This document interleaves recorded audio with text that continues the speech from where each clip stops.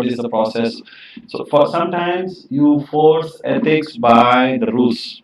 So you need to establish proper, transparent rules, leaving the think of imagination separate, right? So you don't want the staff to imagine what they can do or what they cannot do. So it has to be very clear cut and black and white.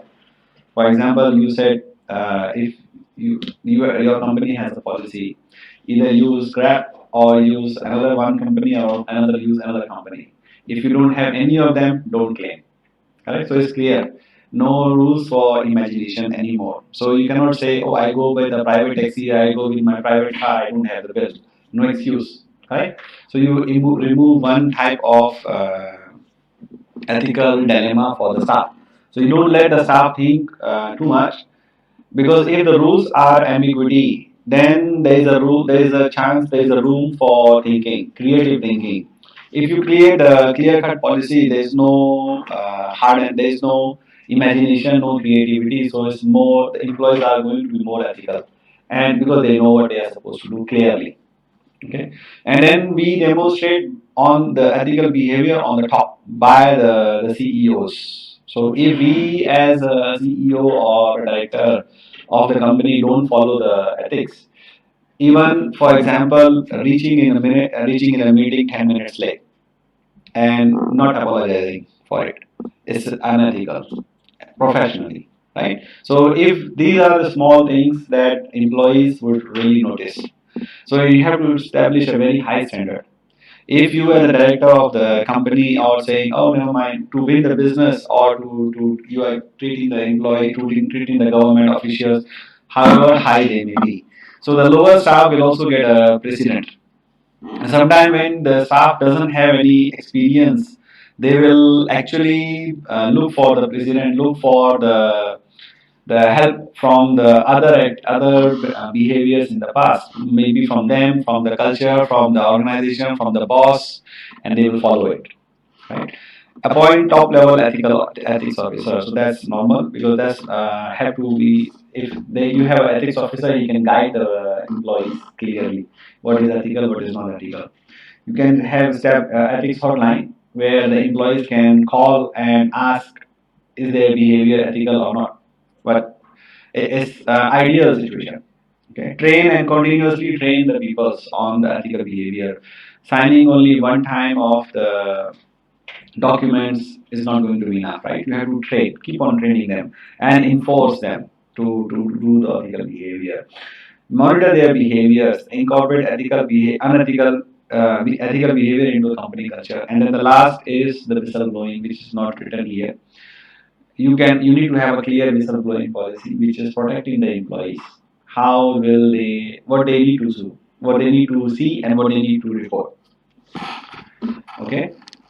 Managing the ethical climate. So the sales manager should be sure for the rules and policies, and they are rewarded for or reprimanded without favoritism. So you are giving the sales incentive, you are giving them the targets, you are giving them the pleasure or the presence without any favoritism or without any biases.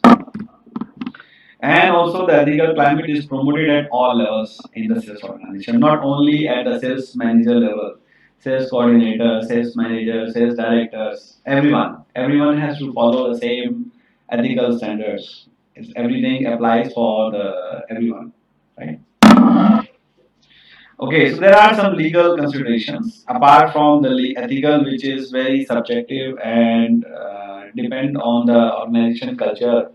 There are very clear-cut laws that came in the U.S. legislation after a lot of frauds happening in the sales world, where people are cheated into buying things, falling into the trap of false promotions, misleading prices. So there are a lot of consumer protection. So these are called consumer protection, and they are companies which are protecting from each other, like anti-competition, antitrust rules. So the rules can be divided into two categories. One, the companies are protected from each other in terms of competition, and antitrust laws not allow them to create monopolies, and unfair trade practices.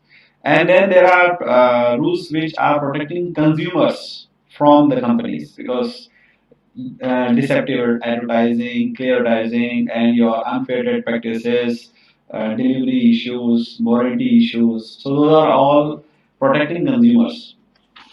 So let's look at some of the laws.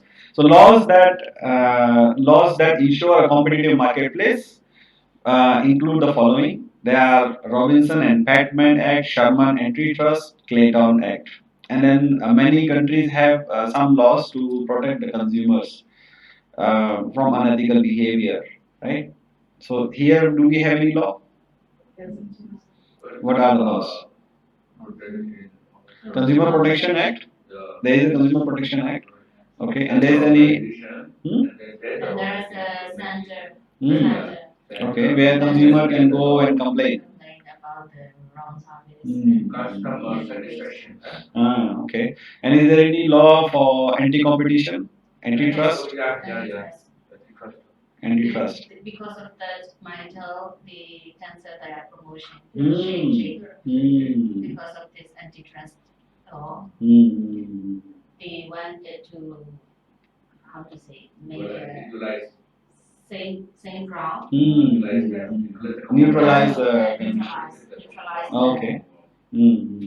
Yeah. So every country has some act, some laws. It depends on how effectively they implement those laws. Okay, so these are the type of laws: price discrimination, collusion, price fixing, tie-in sales, effective dealing, restraint of trade, and reciprocity. So, yeah. There's more coming in. There's more coming in. So these are the price discrimination. What is a price discrimination? So price discrimination of consists of charging different customers on different prices. You can charge different price to the different customers, but they has to be different. There has to be some criteria why they should be different. Right? For example, in hotels we charge you based on if let's say you book 15 days earlier, we may have a promotion. If you book 30 days earlier, we may give you another 5% discount. So that is not a price discrimination. Long stay. So we qualify. So means to get the differential pricing, you need to be qualified. You need to get some qualification. Either maybe you are a member of government, you are a member of military, you are a member of our own loyalty program. So companies can do discriminative pricing, but based on certain conditions. What are the qualifiers? Otherwise, if let's say the two customers are equal, they cannot just say, okay, because they are my business associate, I give them a favor, and other favor they cannot do that. They are not allowed to do it this way. Like favoritism. So you cannot do the price discrimination in that sense. For example, we used to buy the servers. So we buy the server directly from HP. Means we ask the HP directly.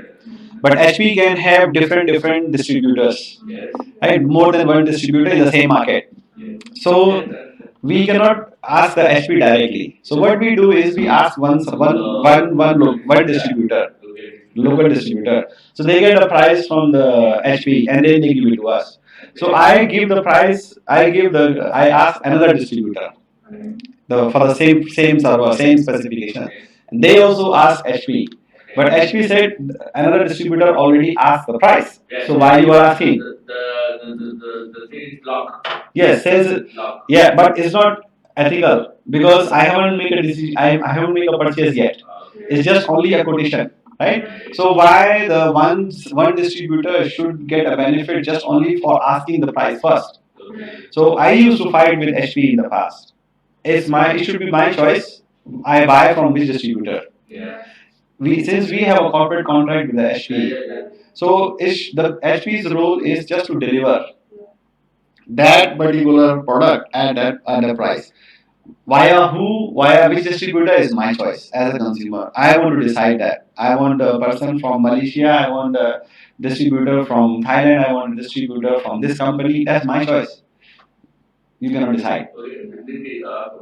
Okay. Yeah.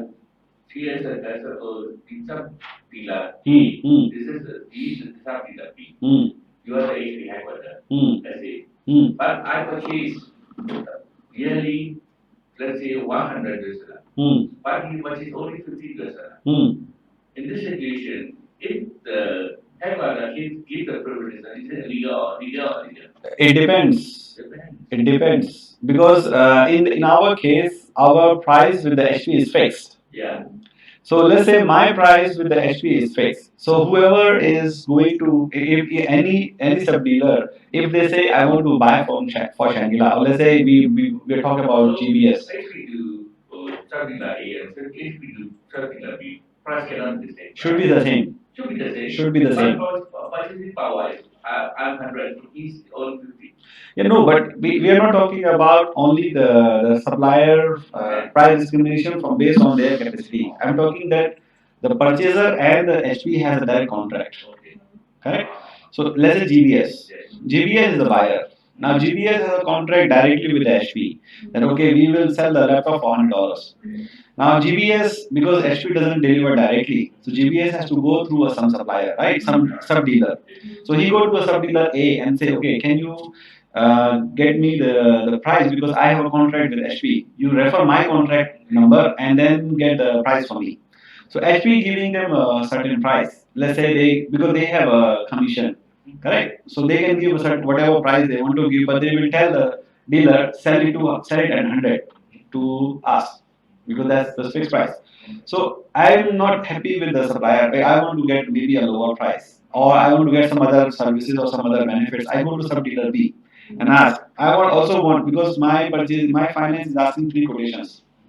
So I need to get three quotations, right? Three sub dealers. So all the sub dealer will go to HP, but the HP will give the best price only to the person who go first and use our contracting. For HP, in the HP system, the sale is finished. Because the moment they say that I am buying for GBS, HP will know, okay, the GBS has this price, okay, we give this price to the supplier, this vendor, whatever price they have agreed to it. Now another dealer will go and say, HP will not give them the same price. HP will give them a higher price because not only because of the reason that they are having different buy power because the sale is already done, so they are killing the competition actually. If let's say they give the same price, so then all of the dealers have the same power, same level playing field, so they can give us different benefits depending on how much profit margin they want to share with us, right? But if HP is giving preferential price to somebody and not to the some other person, so other person has no competitiveness anymore, right? Because the person who we approach first will get the order. So that used to be the fight. But as you said, there can be differential based on the categories. So every dealer is categorized. Category A, category B, depending on how much annual purchase they do. So, like for example, Microsoft is giving you levels, right? Level A support level B, level C, level D. So your discount keep on increasing based on your level. How many credits you have accumulated in your from your past purchases. So your discount can increase. But that's a fair system that you know already, right? So there's a difference between if you are discriminating based on buying power because you have categorized and it's fair and transparent, buyer knows about it, then it's okay. Then it's not unethical, not illegal. But if the buyer don't know about it, or you are just discriminating because he reached first, that is not allowed. That shouldn't be there because then you are killing the competition. Okay, so you are consist of favoring based on the price, based on the terms of sale, maybe a credit sale, maybe a discount, maybe a delivery charges. When the discrimination can be harmful for competition. So here we are talking about the discrimination against the competition. So that's what the example that we discussed. Except what is allowed. Price differential is given in good faith to meet a price offered by a competitor. Let's say the competitor is offering you me somebody some other price. So as a competitor, I can offer you a better price. Correct? Or the price differential is based on cost saving, stemming from the quantities which product in which products are sold or delivered. So if you are buying a bulk, you can get discount, right? You can get discount if you are doing a terms and condition. You may have some banking arrangements in prior years. So then you can differentiate in terms and conditions. Otherwise, you are not allowed. by law. But will face this problem. Yeah, you will face a lot of problems, especially when you are dealing B2B. These are the normal problems, because not B2C. Our product is B2B brother. Let's say this is here. One test is like 1 million. Yeah. 1 million. So nobody cannot buy and buy. Yes. It's only one product. There is one order, one project, and the request position. In this moment, the client has, as you mentioned earlier, there's a three, at least three quotations. So, company A, B, C, both, but client clearly mentioned that in the technical specification, Z-Net, from Europe, or from China, the brand. So, these three companies will directly ask to Z-Net. Yes. So that, what is it? No, Siemens will ask them who is the customer. Yes. Normally, Siemens will ask. Yes. In this case, he will get to the reverse, but he already checked the previous buy power and the service what to get to. And after service what he get to the customer. And he decide. So he choose this gentleman to go be 100. But for me, 120 baby, after the G1, say 125 baby, he play the game like that. Big companies, especially for B2B, and when the product is not available in the market ready-made, there you go for a lot of differential pricing, and the most of the time the sub dealers sometimes they have a very good relationship with the person sitting in headquarters, so they can get a differential pricing. I know this because I have been dealing with those people who owns the businesses here, local sub dealers, and then they tell me they have a better relationship in the headquarters, so they are able to get a better price. Not because they are competent only. And they say you have to buy from us because we will give you a better deal. But I tell them I don't like your company. I don't like the attitude, I don't like the service attitude. So I need to buy from somebody else. But I need to get my prices. I don't care how much margin you share between yourself. I need to get my price. And that price I should be able to get from any distributor in the market, whoever it has to be. HP has no privilege to decide who should I buy from based on the prices they are giving to the company, to the sub dealers. So that is normally in B2B it happens, especially when the prices are not available in the market easily. Then collusion. Collusion means you are combining together when the competitors are combining, joining together on a non-competitive basis. So if let's say Siemens and Hitachi both are making the same equipment and they tie together, government is buying a big project, so they decide not to compete with each other, right? So that's it. That's usual illegality, right? That happens also in the world. Last year. Yeah. So our company is very big, huge. This is the biggest in the market. For the European countries, it's medium size, but for our country, there is very big size. Very big size. Only two. Yes. Two number. But the power is the buy power is me and our company another is same. So we don't fight each other. Don't need fight each other. Don't need to fight. Yeah. We negotiate. Just share the. Take one. I take one. Yeah. Yeah. So you can actually say, okay, you order, you decide you offer a lower price. Don't worry. Yeah. If we fight, government win. Yeah, you lose. Both of you lose. Yeah, that's right. Don't let that happen. But that's illegal. Yeah. Yeah, yeah. After the class, that is unethical because you are cheating the government, not only the government money, the taxpayer money. Yeah. So when the competitors conspire on a non-competitive basis to set prices or agree to divide the territories, also is illegal. Means now the like pharma companies they say okay, Novartis is selling only Myanmar. All Myanmar only Novartis will be sold, nobody else. And the Thailand territory will be taken by other companies. So that's also illegal because we are blocking the competition here, right? Yeah. Or they join together to the detriment of another competitor. Yeah, it is. Okay. It's a. You thought it's a business, right? Yeah. It's a business strategy. Yeah. It's a business. Yeah. Yeah. Well, if is there is no law, then it's not illegal. But in Myanmar, I'm not sure it's illegal or not. But in US, it is illegal.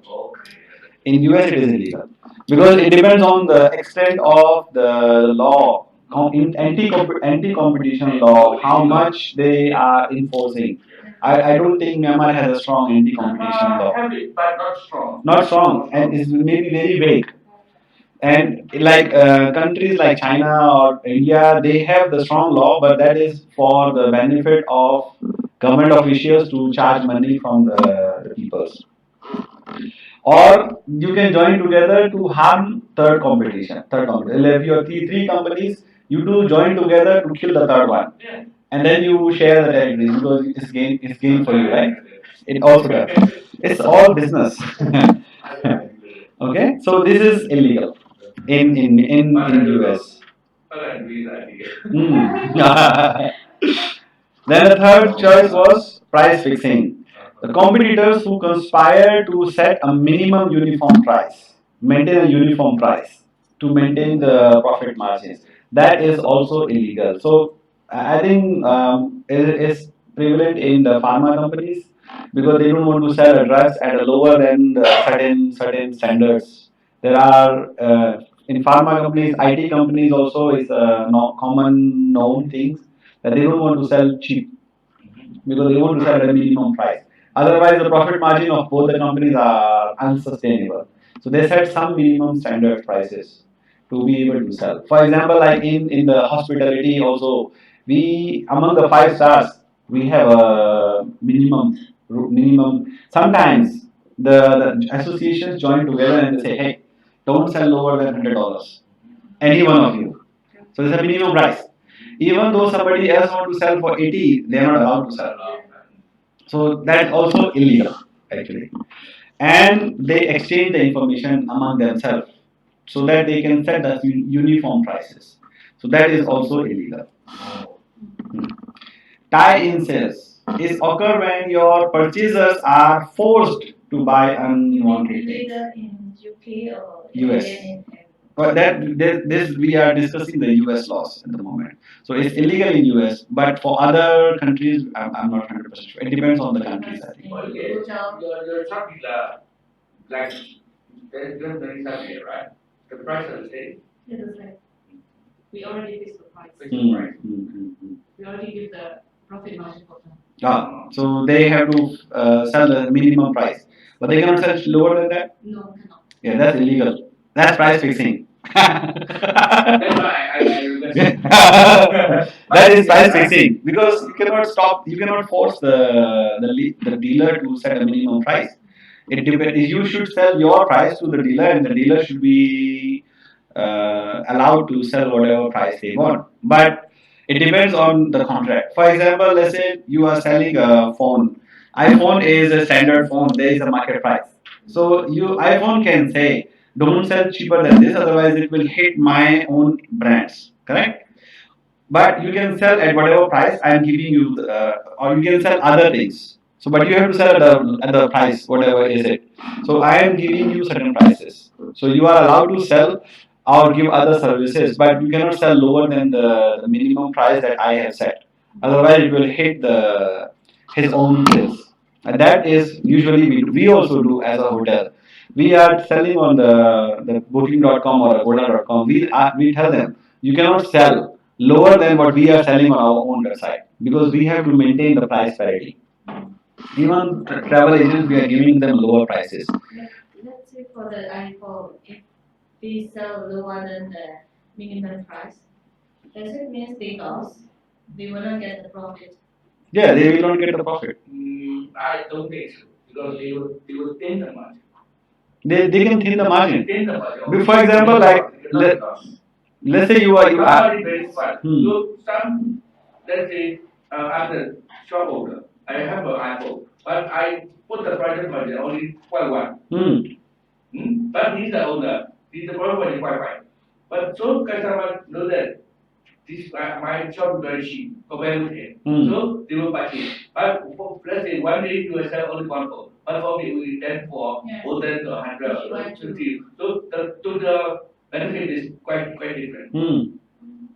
That is usually happening, especially with it happens with the prices with the MRP, where the price is fixed, maximum retail price. The MRP means maximum retail price. Yeah, in India we have a regulation that every retail item they has to have a MRP fix premium. It's printed there. For example, this one, there is no MRP here. Means the consumer don't know what is the maximum price that they should pay as per the government. In India, it's fixed. You have to write down here how much will be the maximum retail price. So if you go into the any like mom and pop shop, they are not allowed to charge any single cent more than this. But they can charge lower because that's the maximum price. They can charge lower than that. And usually when like a Coca-Cola, so you can charge they buy at a cheaper price. They can sell it cheap, but they cannot sell expensive. So here in this country, in Thailand also, there is no MRP written on this. So means they can sell at any price. You go to 7-Eleven, you will pay a different price. If you go to mom and pop shop, you will pay a different price. Watson, Boots, 7-Eleven can be different. Yeah, all can be different, and because there is no standard price set, so they are all fighting against the thin margins. It depends. No, it depends. Even Watson, it depends on the region. The price are different. The same product. Same product, even the same store, same brand, different. If you go to Bangkok, you will get a cheaper. I think you also. Yeah. Yeah. So you just go and shop around where it's cheaper and then you always go there. Yeah. So we were discussing about the tie-in sales. So tie-in sales is where you have to buy an unwanted item or an item in return of being allowed to purchase a product.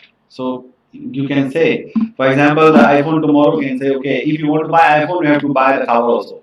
No choice. That's illegal. That's illegal in US. I don't know here. So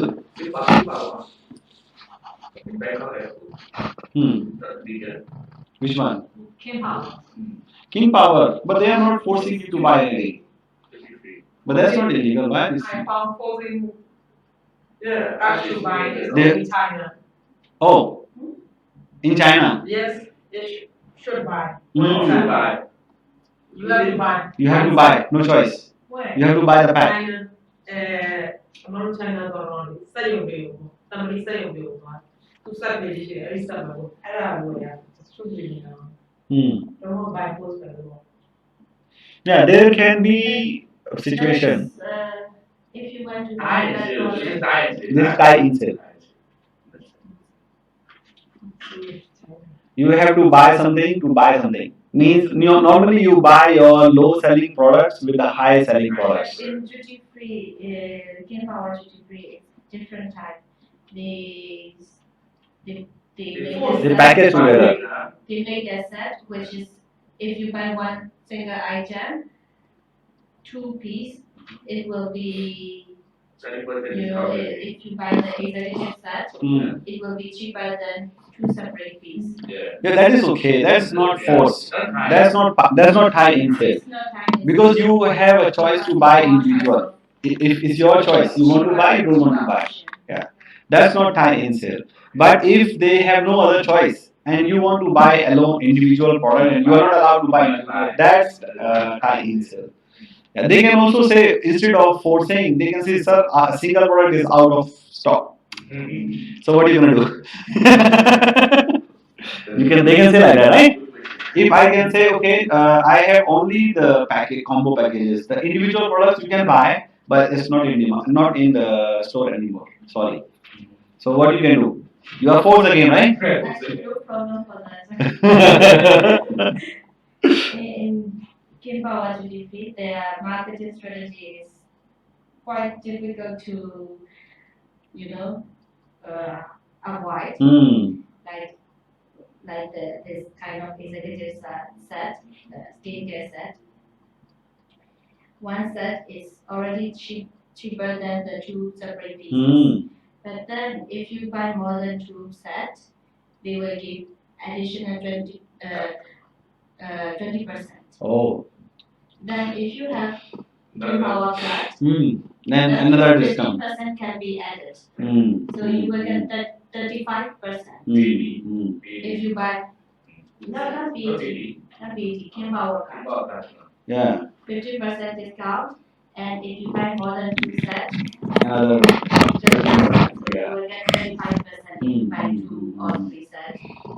So that's their decisions are depend on the data intelligence.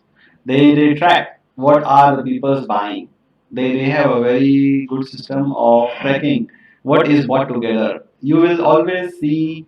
I have a class next week which is very interesting on the data mining.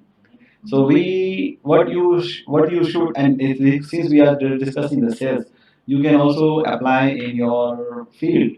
You need to study what are the things that we are buying together. So normally there is a data intelligence. There are stores. They do the data mining to see what different type of products are bought together.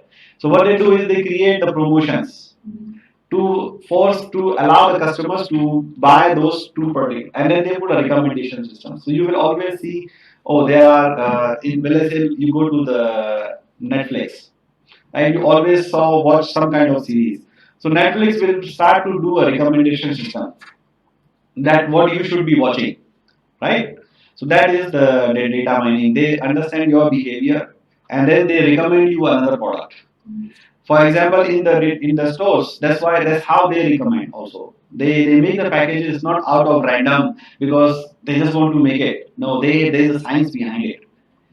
And even sometimes the products which are like totally unrelated are tied together because they know customers who buy a certain product, they are also buying another product.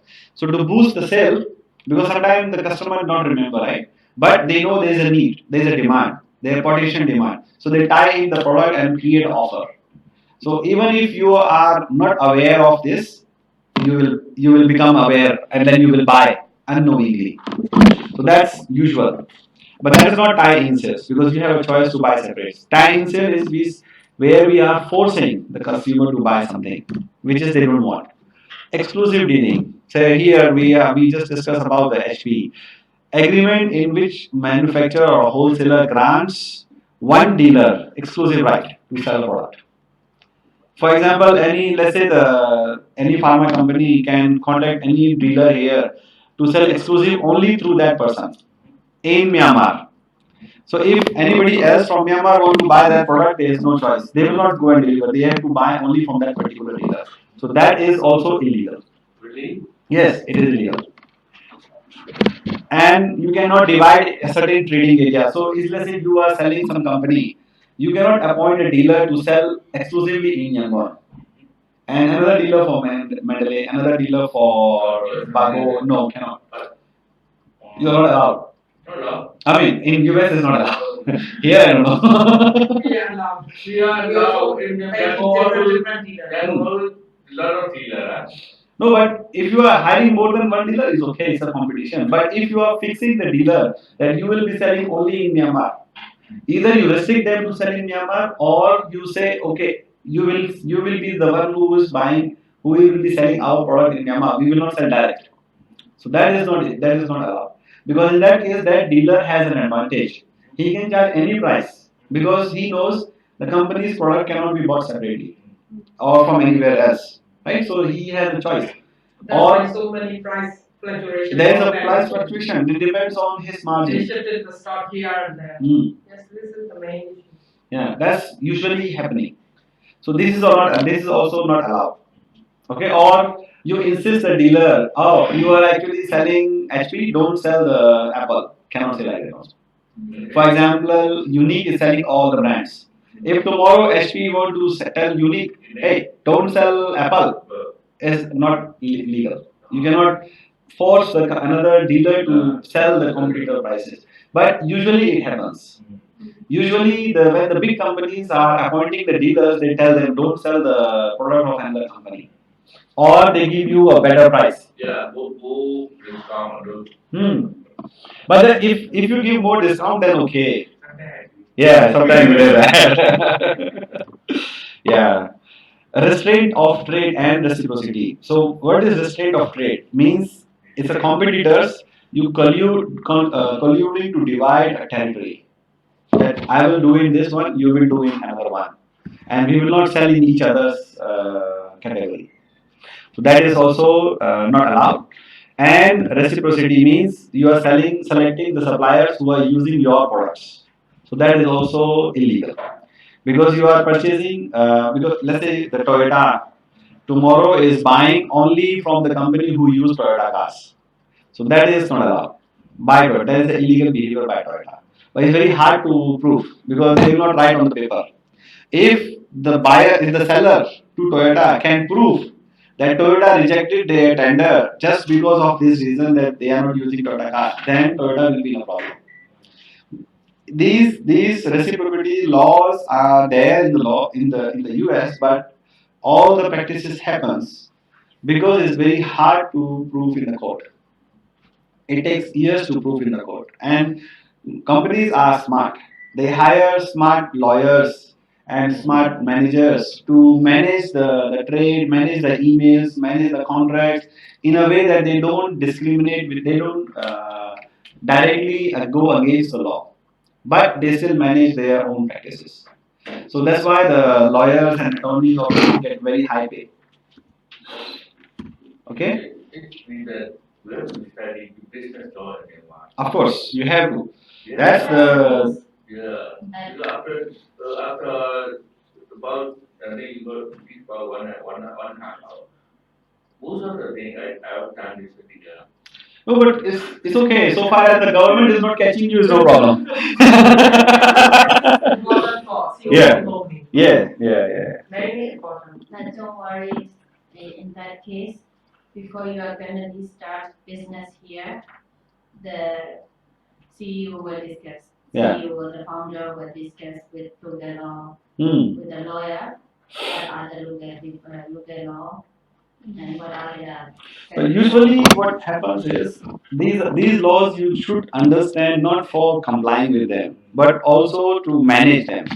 Managing the way that you have to define your contracts, define the way your processes, tweak the process so that it still complies with the law technically, but you can still do your job. Yes. So There's a mainly they do that in the yeah. To manipulate. Learn to manipulate. Yeah. You should learn the law, not to manipulate, just to comply. Just to comply with the law. Yes. Yeah. So there are other laws here which are like unordered goods. So unordered goods are which are not ordered but shipped along. So sometimes the seller is shipping the things which are not ordered, which are not requested by the buyer. Yes, I have experience. Oh, okay. Share. Yeah. Oh, so we purchase at the time we purchase some retail by India, CNS protection retail. I purchased 50 million only. But we opened the LC, the amount is only 50. But they shipped out with 150. Oh, really? And then what happened with the other? So what happened with the other 100? I said I want to pay. And then? Then they said please pay. You do zero or you do something. So the 150% price and 150% price cannot be the same. So you must, if you get more discount, I'll accept. See? So actually it's illegal because they are forcing you to buy because they already ship you. So you have no chance to say, oh, I don't want to reject it because I may sell it in the future. So it's like gratification. Yes. They are giving you gratification. We give you higher discount. Yes. Just buy it, just keep it and sell. So you can get a better profit. So that's also illegal. Yes, I have experience. This is a daily babu. Yeah. So there are some orders in terms of trade which are also illegal. It's illegal to sell substitute goods other than those which are ordered. So you cannot sell. You order for Pepsi. Oh, I don't have Pepsi. You take Coke. That's also illegal. intentionally misrepresent the delivery sales means you can go and promise the delivery that I will deliver in 1 month, but intentionally you are doing it, but actually the delivery is in 3 months or 5 months. So that's also illegal. But it's yeah, because to win the business, right? If the company has a requirement, because no companies when they buy a tender, buy a float, they have a specific requirement that the goods should be delivered within 2 months, 1 month. They have their own project charts, right? CPMs, critical path methods. But so if you promise, yeah, if you promise I will deliver in 1 month, but actually you are not going to deliver in 1 month, you know it. So that's also illegal. And also, And because of unexpected situation. yeah, if you can prove it's okay. But in that case, the company will sue you. That you promised within 1 month, you are not delivering in 1 month. I am suffering. Normally, the contracts have liquidated damages. So if the company sue you and you can prove that there is some emergency situation, maybe like a factory got fired or there's an earthquake or i- things which are beyond your control. But you cannot say, oh, actually my labor strike because I didn't pay them the salary. That's not emergency situation because you're supposed to manage it. So if the things are beyond your control, then okay, you can. But let this scenario happen nowadays. Hmm? Let this scenario is happen nowadays. Hmm. You win the project. Now the projects are very rare to get it. So the brands are doing the stuff again. I can give you one delivery. I have stock in my house, blah blah blah like that. But I'm not from Germany. Within 1 month, it won't work. The shipping there only the 1 month is gone. Half month is gone. I got the company, but they have contracts and within 1 month delivery. But there's no clause for the late penalty. Yeah. There's for that. And then, but we doing it now. No, it's on the ship. Process. Yeah. Mm-hmm. It happens. Yeah. No, if you want to avoid it, just put a liquidated damage there. Yes. If you delay by 10 days, how much penalty they have to pay? Because I don't think here is a law which can say like this. Because we said their stock. We stock in hand. And then I can deliver you within 1 month. The price is 100. But I'm the 80. But his delivery he can deliver within 1 month. Yeah. I can deliver within 1 month. It's first work. So he buys the 100 within 10. Yes. If there is a liquidity, then something that we can cover. So that's the things. Or not to fill an order in a reasonable time. So these are all illegal things actually in US, but I don't think in Myanmar it would be illegal. So we better learn. Yeah. Or we are giving fake terms of sales means we are giving fake guarantees, we are giving fake warranties. That usually happens, right? Let's say you are buying a fridge for 10-year warranty because the company knows after 10 years who will remember the warranty card. Warranty card also gone. You will not even find a warranty card. Where is the warranty card? After 1 year. Yeah. So the companies are doing that because they know that nobody cares. These days, even when they sell the memory stick, lifetime. What lifetime warranty? Who's But if you get damage, you can shoot a complete. I already lost my memory stick. But lost. I lost already. Ah. So lifetime guarantee. So where is the lifetime guarantee? You lost it already. And even if you want to claim it, let's say there is a damage, they will prove. But prove with the banking, something like that. Yeah. Not only that. They will put terms and conditions. In the warranties, there are terms and conditions. What is not covered in warranty? But like fire, drop, water. It's still strategy. You don't need memory card. You don't need to keep. You have the barcode system on the computer or the monitor. That's the only one thing you need. Like that, I promote. So that one is the warranty card like that. Warranty cards can, but to fulfill the warranties also you may have some exclusions. And the ability of the buyer to cancel a contract and ask for a refund. So sometimes you restrict. So you can promise, we will refund, no questions asked, but you ask the question.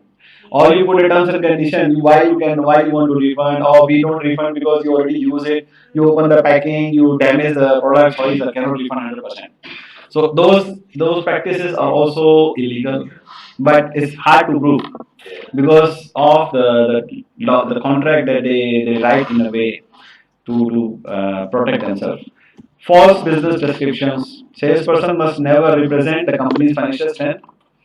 You might be saying that, oh, our company is having a turnover of $10 million every year just to win the sales contract, because especially the government, big countries, big B2B, they want the financial strength of the buyer to understand, a, will they be able to comply with the terms and conditions, with the delivery times, they have enough financial support or not.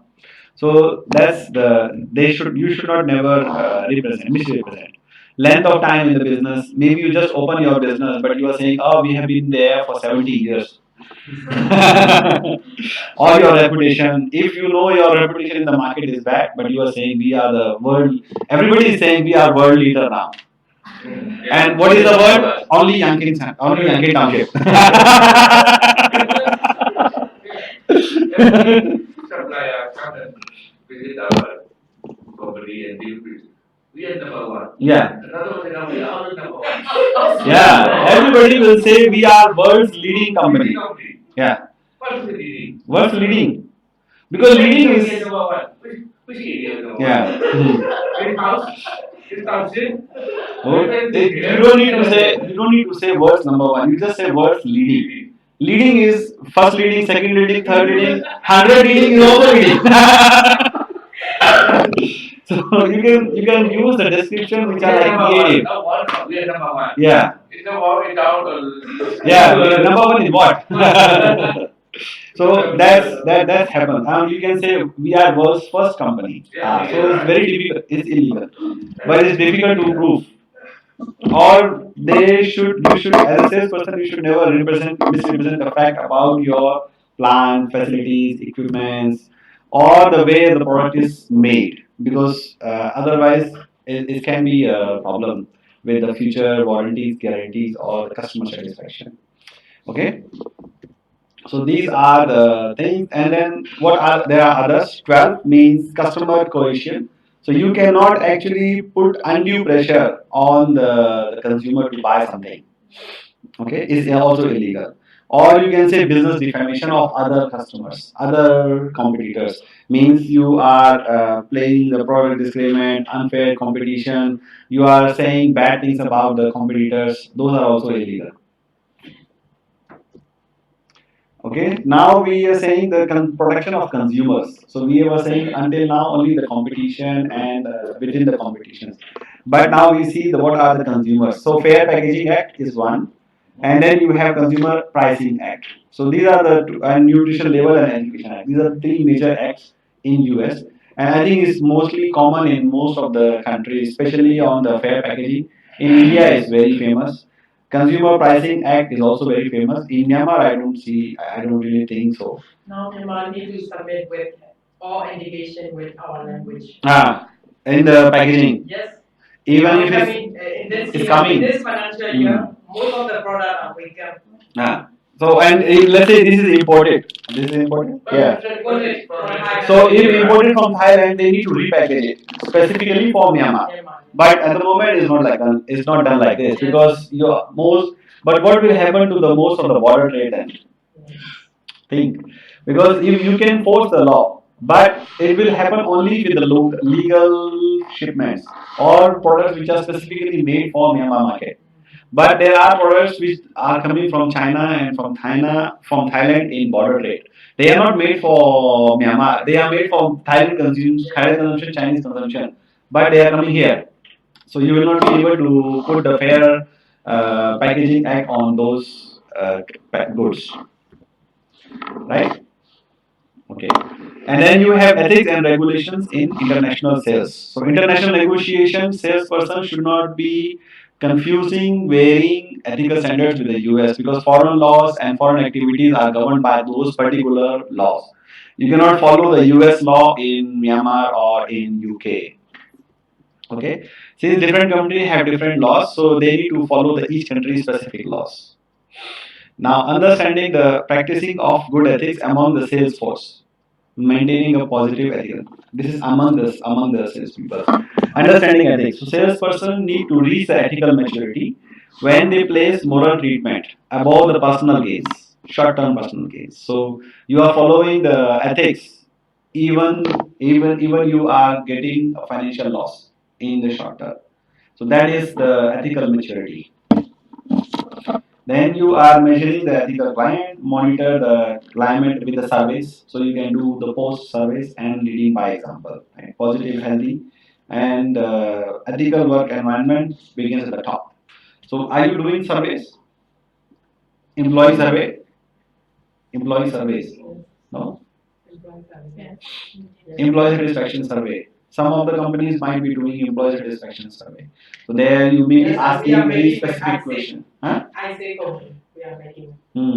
employee satisfaction. Employee satisfaction. So these are Other than they can put, this manager is like that. yeah. Every And no, they are normally the nowadays employee satisfaction surveys specifically target some sections like how is the leadership, how they are following the ethics of the company, the values of the company. Maybe not on ethics so much, but especially on the values, the cultural values of the company. Every company has core values, correct? Maybe five, six core value what company has to protect. Maybe honesty, integrity. So the employees are asked specifically your top managers, CEOs, are they demonstrating the values in their behavior? So you can answer. That time the employees have a chance to answer. And our company specifically were very specific. Our KPIs, our bonuses are impacted by the employee surveys. If you got and whole hotel, not only one person, the whole hotel is getting damaged, and we luckily we improve the survey every year. So whenever we the survey time is coming, the canteen is beautiful. The food is super. We bought the foreign chef, the restaurant chef. We make the Shangri-La. The food was super only during the survey time. Just before the survey, not during the survey time, because survey time everybody know, right? 1 month before. And we used to play like a happy, every we have a staff party, everybody has to smile, no choice. So we put those pictures and the videos, movies, yeah, employee of the month, whole canteen, whole day we run the movies of the staff party of last 10 years. So we remind the staff, you are happy. Don't be sad on the survey. And then we do coaching sessions in employee surveys. How to do the survey. Then you can the staff will not cannot say, can I say wrong? No, cannot. You have to write 5 out of 5. This is also illegal. This is also illegal. That is also illegal. Okay, sales manager checklist. So how to decide your behavior is illegal or not, or unethical or not. So will my action diminish the value of product we are selling? So if you are saying that okay, how you will decide? So this is one question you need to ask yourself. If I take this action, will it diminish the value of the product that I am selling? Means if you have a value, if you have belief in your product, you will not sell them cheap, you will not sell them with unethical behavior, you will not sell them with commission, or you will not say bad thing about the consumer or the competitors, right? So that is the way. When what action I take is inequitable or disrespectful treatment of a salesperson. And then what action plays a regular emphasis, greater emphasis on sales or profits than an ethical behavior, ethical treatment of the customer. So if let's say then now this depends on the company's policy, who they prefer. They prefer sales and profit over the customers or not. If they yes, if answer is they are following more on the sales and profits, then it's okay. Then you can follow this behavior. But if they follow the customer first, means they treat the customer first, then this action will be unethical. If my action either intentionally or unintentionally motivate a salesperson to treat somebody unethically. So as a manager, what my behavior will motivate other salespeople to to do unethical behaviors. And would I be comfortable telling my children about the way I acted in the situation? So that's a very emotional blackmail. Will I tell my kids what I do in the office? Will I be able to tell them? You can tell. You can lie to your kids, no problem. Okay, why business ethics are important? We are talking about ethics, right? Legal issues. One thing is affect legal issues. Second thing is affect your customer dissatisfaction, company reputation in the market, company's long-term success, moral ground, right thing to do. So these are the things, right?